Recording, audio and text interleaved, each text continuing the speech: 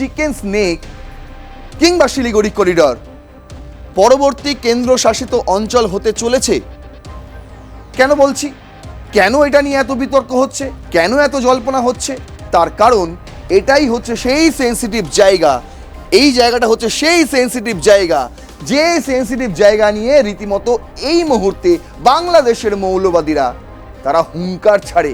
সবচেয়ে ন্যারো জায়গা ভারতের এইটাই, আর সেই কারণেই এটা অত্যন্ত অত্যন্ত গুরুত্বপূর্ণ ভারতের কাছে, ভারতের সার্বভৌমত্বের কাছে, ভারতের কৌশলগত সামরিক ক্ষেত্রের কাছে। আর সেই কারণেই এই জায়গাটা প্রোটেক্ট করা এখন সবচেয়ে বড় দায়িত্ব হয়ে দাঁড়িয়েছে ভারতের কেন্দ্রীয় সরকার তথা পশ্চিমবঙ্গের বিজেপি সরকারের কাছে। তার কারণ প্রতিদিন এই মৌলবাদীদের হুঙ্কার, এই বিজেপির হুঁশিয়ারি আর আমরা শুনবো না। ঠিক এই জায়গাটা হাসিমারা এয়ারবেস রয়েছে এবং সেখানে ইতিমধ্যেই রাফায়েলে ফাইটার মোতায়েন করা হয়েছে। সেনাবাহিনীর এক জায়গা থেকে অন্য মুভমেন্টের জন্য, সেনাবাহিনীর মুভমেন্টের জন্য কিন্তু একটা সুড়ঙ্গ পথ তৈরি করা হচ্ছে। কোথায় সেটা?